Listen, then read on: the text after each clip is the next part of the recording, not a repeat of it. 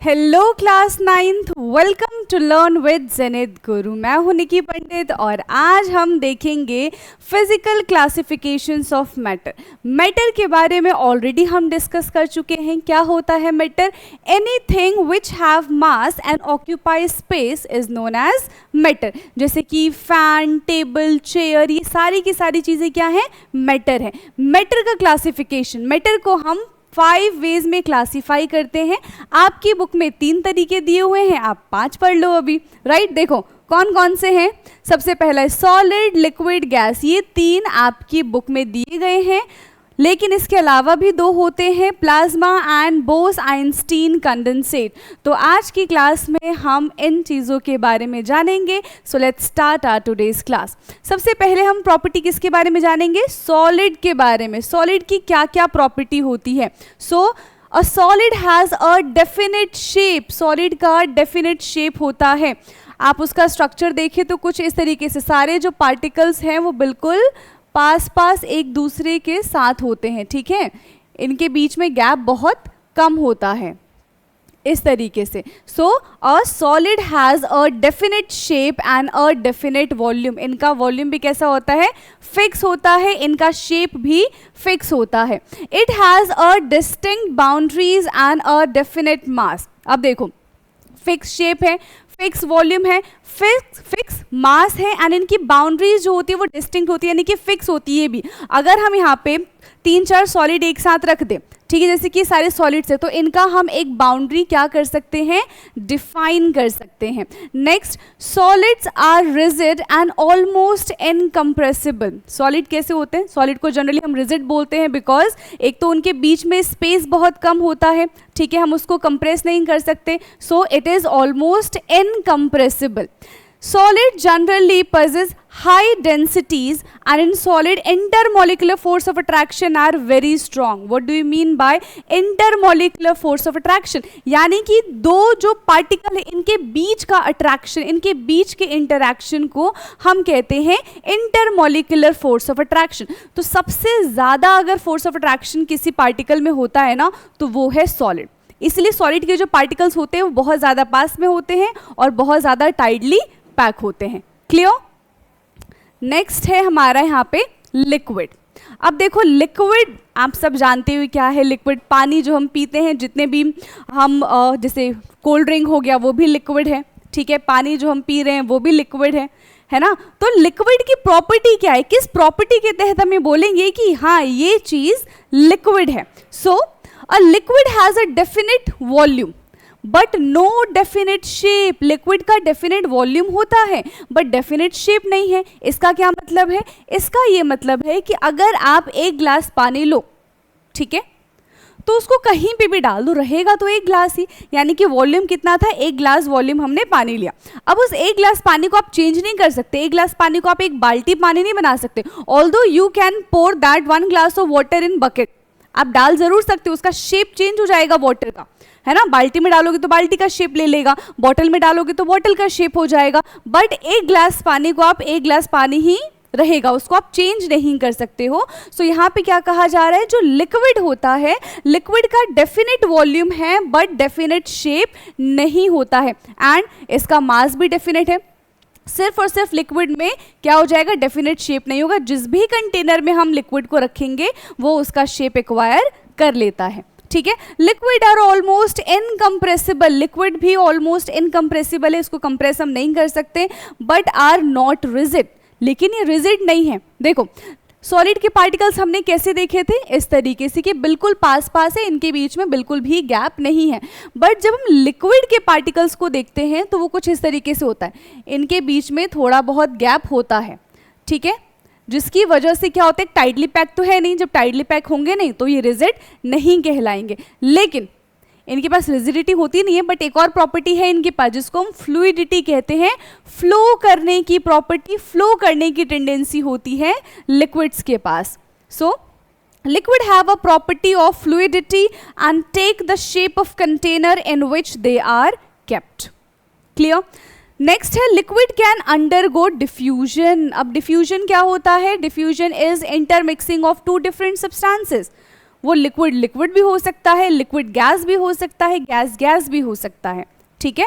तो लिक्विड की क्या टेंडेंसी होती है कि वो डिफ्यूजन शो करता है, ये दूसरे लिक्विड में जाके इंटरमिक्स हो सकता है या फिर अपने अंदर गैसेस को इंटरमिक्स करा सकता है। दैट मीन्स लिक्विड क्या कर सकता है, लिक्विड डिफ्यूजन कर सकता है।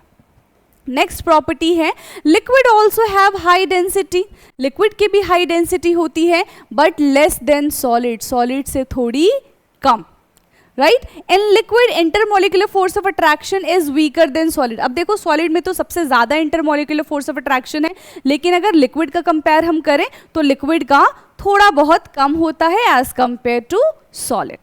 क्लियर। तो यहाँ पे हमने लिक्विड की भी प्रॉपर्टी पढ़ ली है। अब हम पढ़ने वाले हैं प्रॉपर्टीज ऑफ गैसेस, ठीक है।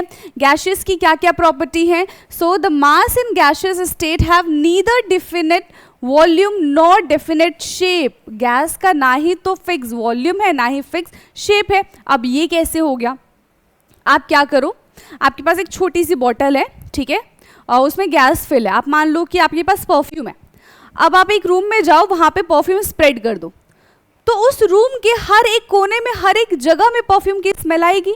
यानी कि उस छोटे से बॉटल का जो परफ्यूम था पहले इतना उसने वॉल्यूम एक्वायर कर रखा था, अब जैसे ही आपने रूम में उसको स्प्रेड किया उसने पूरे रूम को एक्वायर कर लिया। रूम का वॉल्यूम तो ज़्यादा है ना, तो हम यहाँ से क्या कहेंगे कि गैसेस का जो वॉल्यूम होता है वो फिक्स नहीं है, ना उसकी वॉल्यूम फिक्स होती है ना ही उसका शेप फिक्स होता है। हाँ, लेकिन उसका मास ज़रूर फिक्स होगा, ठीक है, but it has a definite मास, इसका मास फिक्स होता है, हर एक गैस का मास फिक्स होता है। It acquire the shape of the volume of the container, अब जिस भी कंटेनर में रखेंगे, जिस भी रूम में हमने उसको स्प्रेड किया है गैसेस को, तो वो उस पूरे रूम के एरिया को एक्वायर कर लेगा, राइट।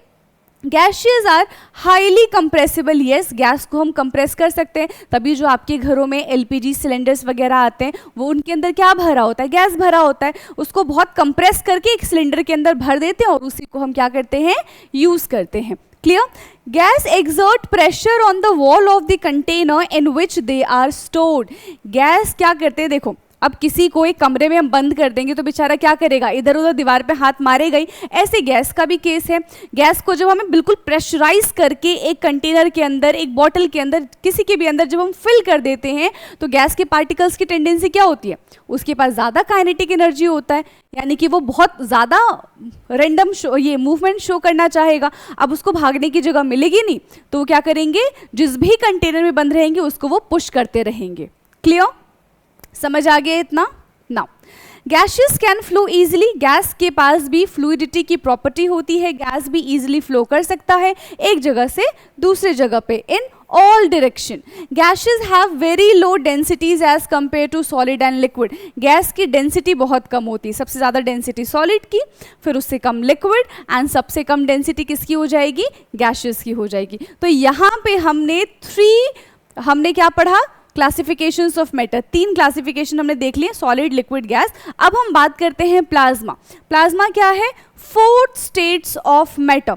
सो होता क्या है, plasma is a mixture of free electron and ions, ये फ्री इलेक्ट्रॉन एंड आयंस के मिक्सचर को हम प्लाज्मा कहते हैं।